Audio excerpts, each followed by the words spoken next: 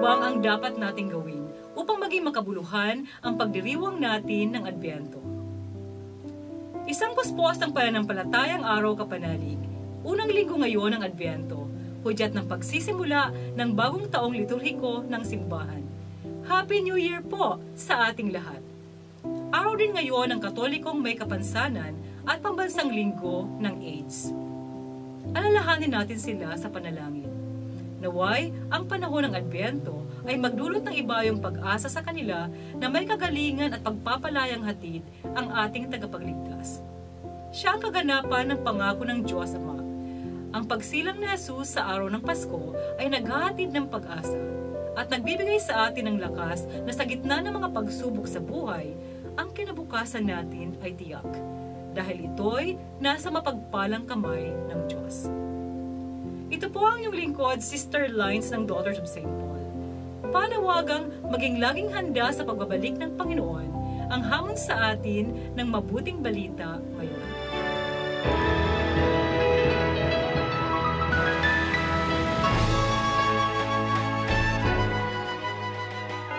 Sinabi ni Jesus sa kanyang mga alagad, "Mag-ingat kayo at magpuyat. Hindi nga ninyo alam kung kailan ang oras.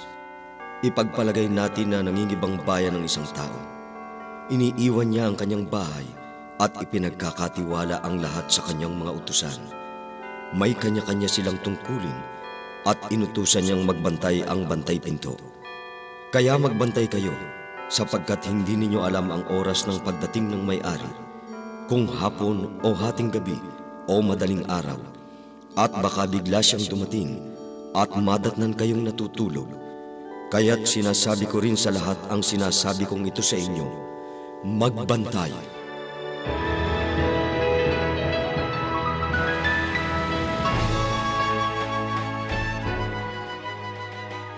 Bagong taon ngayon, simula na ng panahon ng Adbyento.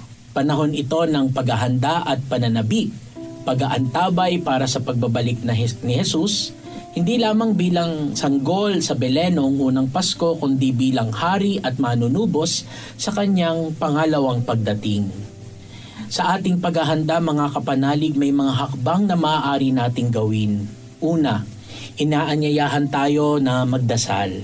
Maglaan tayo ng panahon sa pakikipag-usap at pakikipag-ugnayan sa Diyos sa ating mga panalangin. Pangalawa, inaanyayahan tayo na magbalik loob. Pagkakataon ito na suriin ang ating mga buhay, kilalanin ang mga pagkukulang, magkumpisal at magbagong buhay. Pangatlo at huli, inaanyayahan tayo na maglingkod sa ating kapwa. Mga kapanalig, sa pamamagitan ng pagmamahalan at pagtutulungan sa isa't isa, nagiging mga tanglaw tayo sa mundo na nagpapakita ng pagmamahal ng Diyos sa lahat. Naway maging makabuluhan ang ating pagdiriwang ng Adbyento at patuloy tayong maglaan ng oras para sa Diyos, sa pagbabalik loob sa Kanya at sa paglilingkod sa ating kapwa. Mga kapanalig, support Paulines Online Ministry. Subscribe, like, and follow us on Facebook, YouTube, Instagram, Twitter, TikTok, Spotify, Google, and Apple Podcast. Maraming salamat po. At sa lahat na nag-message sa amin na humingi ng panalangin para sa iba't ibang intensyon, asahan po ninyong kasama niyo kami sa pagdarasal na ipagkaloob ng Diyos ang inyong mga kahilingan. Ito po muli si Sister Lines ng Daughters of St. Paul na nagpapaalalang salita ng Diyos ating dasalin at pagnilayan upang paglalakbay natin ngayong panahon ng Adbyento'y magabayan, maging mabunga at makahulugan.